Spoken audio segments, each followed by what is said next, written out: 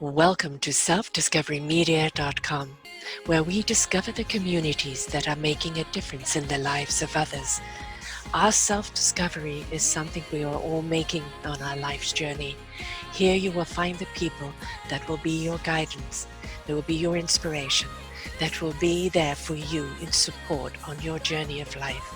Do enjoy. Our next show is... Good morning, good afternoon, and good evening, everybody. Welcome back to another edition of Sara's View of Life right here at selfdiscoverymedia.com. I'm your host, Sara Troy. Upheaval, disruption, chaos, changes, tornadoes. We're living in all of that right now. But what does it all mean? It means change is in the process of happening. My saying that was given to me 3 years ago is the universe is going to shake us up, to wake us up, for us to step up and change it up. And we are being woken, being shaken, invited to step up, and most certainly needs to change it up on all fronts. Right now, we are not only still in COVID, which is still affecting some countries in a big way. Other countries have got it under control and are slowly going back to life. But we also have in America the unrest of injustice against Black people or people of color. George Floyd being killed with 8 minutes of a knee on his knee and all the other cops leaning on him and not being able to breathe. This was downright murder. Having a uniform does not give you a license to kill. You are not James Bond. It means in that uniform, you're here to serve and protect the citizens of your country. And there was no serving and protecting there that day, nor has there been on many other days. Nor is there with the protesting going on, this peaceful protesting going on, where people are letting their voice be known. They've stepped up and they want to see the changes. And then you have the rioters that are just exploiters, and they're going in there to stir things up, but they're not standing for any change. In fact, when you look at a great deal of them, they are the white people using this as an excuse to loiter, to disrupt and to cause even more chaos, and then blame it on the Black community and the Black movement. We're smarter than that, aren't we? We are smarter than what is being shown or what is being told us. We can see it for ourselves. Black lives do matter. Very, very importantly. There was a wonderful saying by a kid. I'm going to put my glasses on here to make sure that I actually do read it properly. And I did a show yesterday where I talked about white people talking about this because we're not quite sure what to say. You know, we're a little bit stuck on how we should say it, how we should support, because there's a lot of political correctness that have come into this. And this political correctness has kind of in a way stifled us because we're not quite sure what to say. And if we're not quite sure what to say, how can we say it? I'm afraid I cannot find this wonderful poster that was put out by a kid. And, you know, basically she's saying this: all lives do matter. And Black Lives Matter does not mean that all lives don't matter. I think this is it here now. It's a beautiful saying. I really do agree with it. It's going to come up in a moment. We said, she said, Black Lives Matter. Never said only Black Lives Matter. We know all lives matter. We just need your help with Black Lives Matter, for Black lives are in danger right now. How utterly true. How utterly apropos.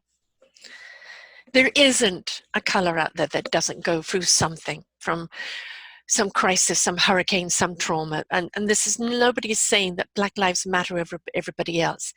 It's just saying in this case, of the targeting of Black people because they're Black and treating every single one of them as a criminal is wrong. Now, of course, here in Canada, we're getting the Asian people being targeted because people are blaming them for COVID. All of this is ignorance and arrogance. Whatever skin we are in, we've got to understand it's a pigment of our skin, right? It's a lot to do with our culture and our upbringing, of what we bring to the table, of what molds us, and ultimately, what is underneath the skin. What's underneath the skin is a heart, soul, a spirit like everybody else. A desire to live life fruitfully, abundantly, purposely, to be able to provide for one's loved ones, to be able to grow in one's life, to explore, to be adventurous, to become. What they don't want to become is another statistic. We are in 2020, and the fact that we are still having this conversation, it's like the guns, more shootings, and the NRA comes out in protection of their first right. What right does a young person have, an AKA, whatever it's called, rifle, automatic, going into a school or going into a public place and machining people down because they felt left out or hurt or have a mental problem? They never should have got the gun in the first place. There should be more help for the people that are struggling. We need that ding to wake us up. There is an awful lot to do.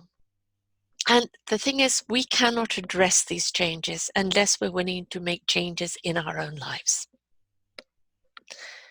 What are you changing in your own life?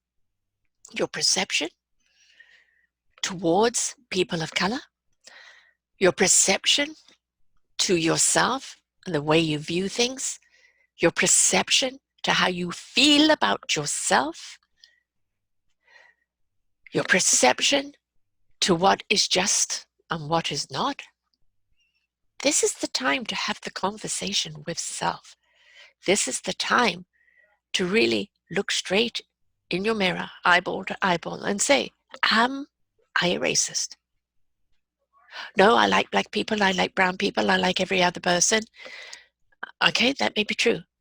But do you contribute in any way to the persecution of people of color? And you know, there are so many ways that they're persecuted. And we do it sometimes unknowingly. You know, don't forget this is patterns that's been around for hundreds of years. That slave mentality, that treating them like a slave. It's the same with the Chinese workers. They were only good for workers, East Indian, you name it. Everybody has got this opinion of what they should be or what they have been and what they think they still are. So it's time to change the opinions, isn't it? It's time to really look at the now and what is acceptable in the now and in the future. How can we change in our own lives to be more encompassing of everyone, to be able to look at everyone without the fear of the color of their skin, without the hysteria on the news, the sensationalism that stirs things up, and of course, person in power that is totally and utterly leading people down a violent path. If we want change, we have to be the change. If we want peace, we have to be the peace. If we want solutions, we must first find the solutions within ourselves, for ourselves, so that we can bring it out to our community. You see, all of this pointing out there, it's political's fault, it's the police's fault, it's the sensationalism fault. Yes, they're all contributors to it. Fingers are pointing back at you folks. They're saying to you, what are you contributing? Are you stirring it up, not knowing? And if you aren't, how are you there supporting people of color when yet there is another murder by the police, when there is another person sent to jail to close a case quickly for a crime they never committed, where they're treated like third or fourth class citizens? I've done some wonderful shows on our Forgotten Children series under our Gifted Children banner. And one of them was quite mind-blowing. I've done quite a few on fostering. And somebody gave me the statistics that in America, 70% of the people incarcerated come from foster homes. 70%. So basically, they've lived their lives broken. They've lived their lives in struggle. They've lived their lives in fear. And so what are they going to do? They're going to go to crime or commit a crime because nobody has guided them properly. They're just statistics, just forgotten people. Our children cannot be forgotten. For all the years I've counseled and for all these shows that I have done, a very big common denominator of unrest within a person is a lost child within themselves, a child that was neglected or abused, a child that was never heard, a child that feels they've never had the right to have their voice. Some of that will manifest into bullying, narcissism, cold-heartedness because they never ignited their empathy or their heart.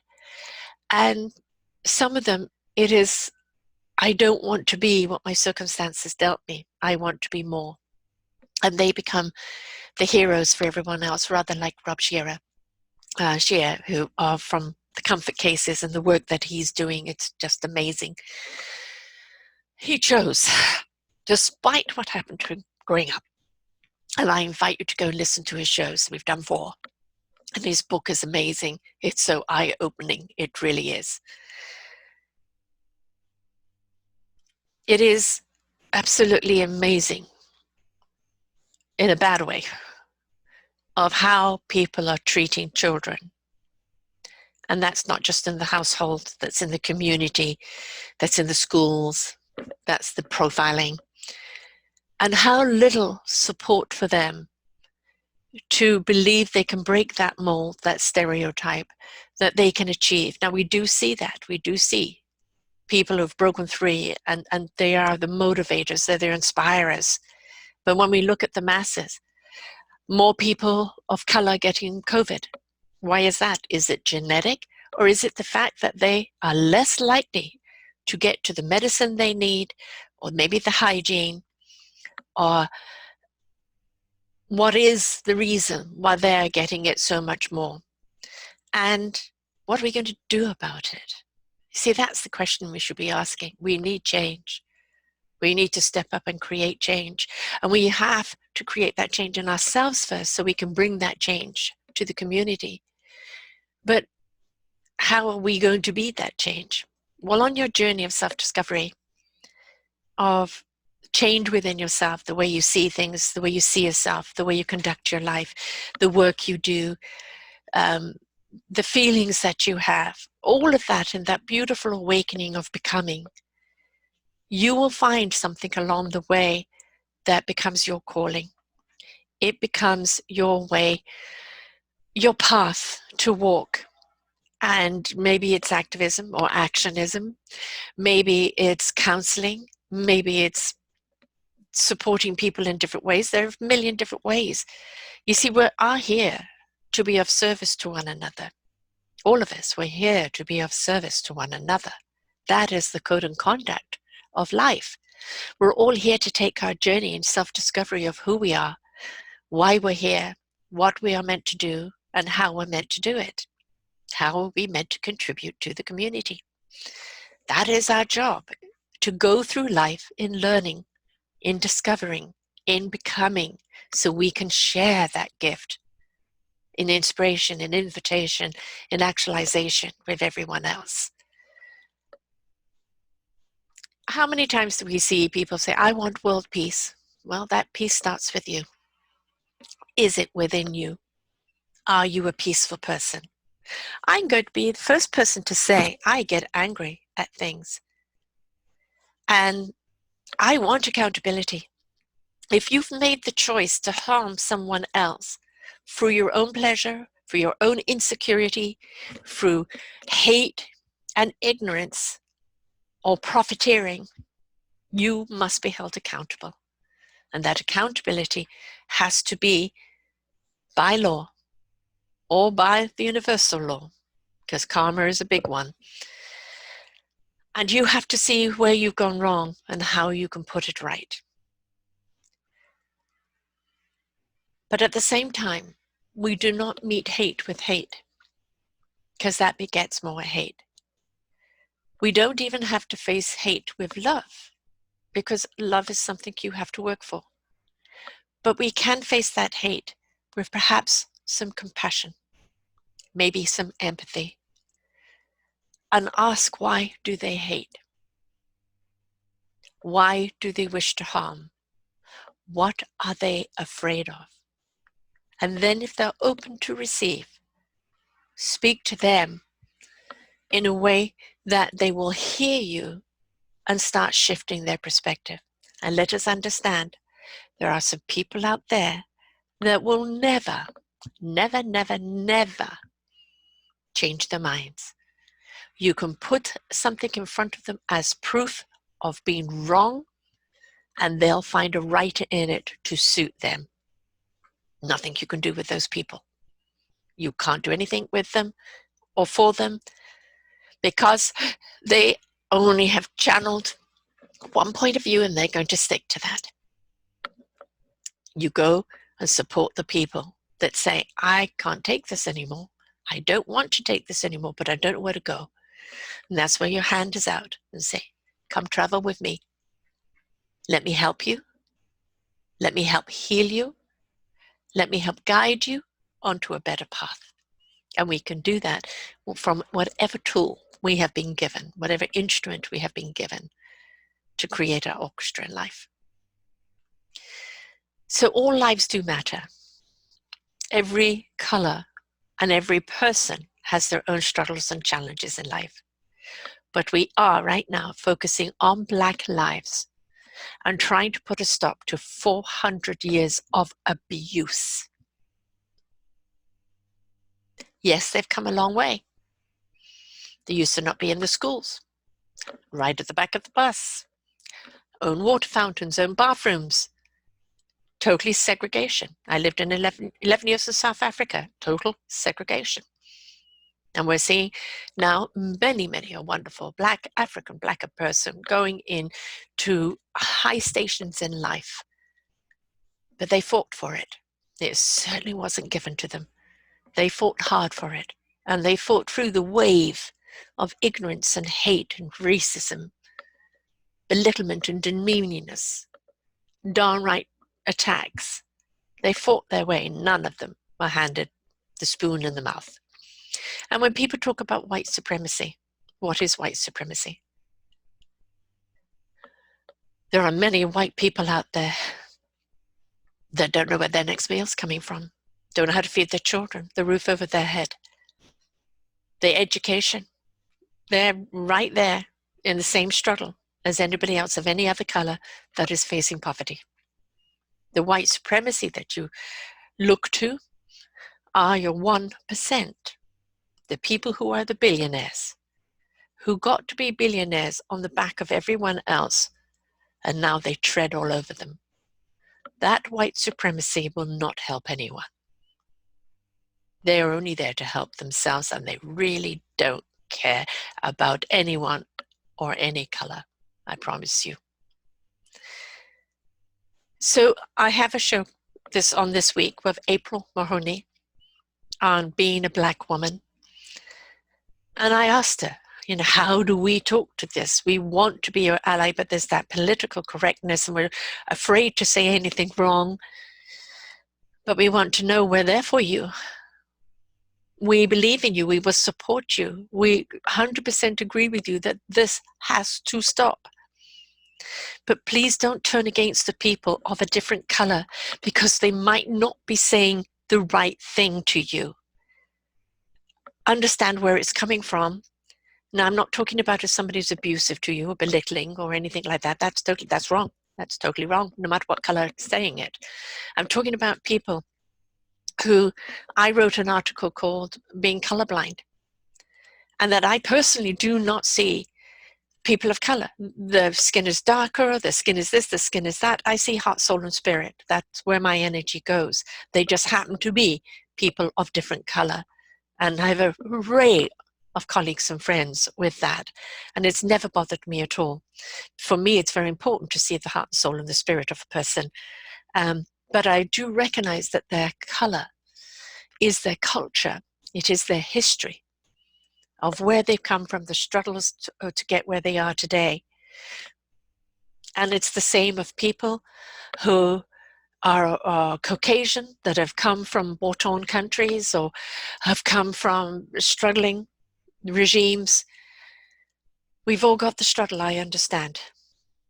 And the Caucasian people may not be targeted as Black people are or Asian people are. Targeting someone for the color of their skin simply has to stop. Absolutely has to stop. And that means that the police have to be trained differently. They have to be trained. For a start, do not accept them in the police force if they're racist. For a start. There has to be a lot more investigation into their psyche before they're accepted as a police person.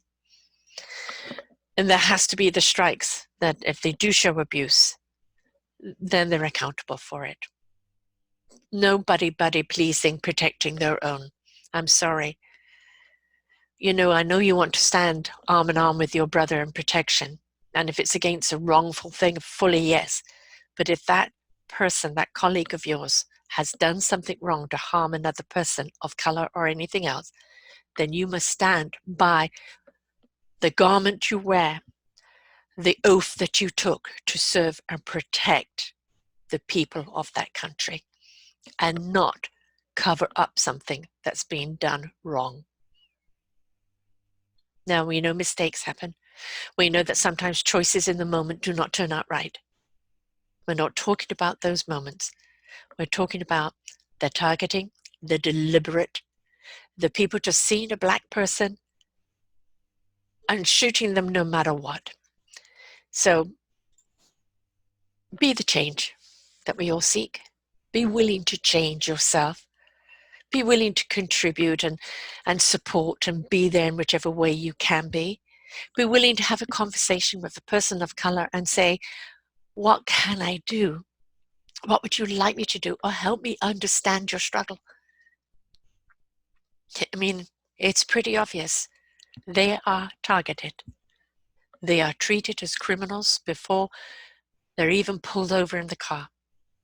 There are trigger-happy cops that would look for any excuse to kill them. And there are people who are just looking at Black people as an enemy and shoot before they ask any questions because they're just so shit scared. And they shouldn't be in a uniform in the first place. Now, I'm not saying that there aren't a lot of criminals that are Black. Many. Again, looking at where they come from, for some of them, that's all there is. That path of drugs, of gangs, of violence. And we need to support those communities and support those parents in giving their children a different way out. And not that the only way is to be a part of a gang or to push drugs on the corner because nobody else wants them, because they have no opportunity. It's back to our forgotten children, being there, supporting, serving, caring, guiding them, giving them the same opportunities as a white child, and letting them know they count. They count. So although there's so much conversation to be had, so much, and I really do believe that Black lives matter. And at the present moment, just like the Me Too movement was focusing on women and women's rights, the Black movement of Black Lives Matter is focusing on that movement. So let's be there for them. We're not forgetting the Me Too movement. We're not forgetting the children at the border that are still there. We're not forgetting the injustices of your government. What we are doing is focusing on what's in front of us. And what's in front of us is the unjust killing and incarcerating and profiling of Black people. So put prejudice away. Stop being so ignorant. Start educating yourself. Stop being so afraid of your shadow. And start looking at what you can do, how you can understand, how you can help. Because we've still got to go back to the border and free those children. The Me Too movement hasn't stopped. It's still there. And we're looking at the environment of the world. And we're looking still at the COVID being rampant. There's a lot on our plate. So pointing fingers and raising voices and being angry and throwing hate around at each other is unproductive. Understanding, empathy, compassion. That's what we need right now for one another, so we can all heal. So our countries and our communities can heal. So this planet can heal. Every single one of us, no matter of our color, our race, our sex, our religion, need to step up and be accountable, participate in our own lives, do what we need to do to heal ourselves, and step into our meaningful purpose so that we can be of service to one another in this world. It's as simple as that. But I'm asking you, be the change you seek. Be the change we need. Be the change you need in your own life. I have so many shows here, coaches and counselors that have wonderful programs that will help you on your journey in life. I have one right now, the Encounters Masterclass with Linus and Shelley. They're putting on a webinar and also a fantastic program for women, dirt cheap, really, really cheap. And they're doing it because they want to empower women. Because we do know that when women are empowered, we bring about an equilibrium. We bring about a sense of compassion and empathy, and we bring about a leadership that is just more cohesive and collaborative. A heavy subject. I don't always like doing heavy subjects, but it needed to be said, and there's still going to be more on this. It's 2020, folks. We cannot go backwards, and we cannot go forwards on the same old tune. Black lives matter. Chinese lives matter. Caucasian lives matter. Animal life matters. Our planet matters. Love matters. So what are we going to do about it? I'll leave you with that thought for this week. But please, in whatever way you can be supportive. Open up your mind, open up your heart, and just feel compassion and empathy and try and understand their plight. And what would you do if you were in their shoes? And then how can you help them right now? So until next time, folks, take a breath. Let's face what we have to face. Let's do it together. And let's embrace the changes that need to happen. Bye for now. We hope you enjoyed the show. We look forward to bringing you more shows. Please go to selfdiscoverymedia.com/shows and you will see the incredible lineup of genres and shows that we have for you. We are here to make a difference in your life. Thank you for listening.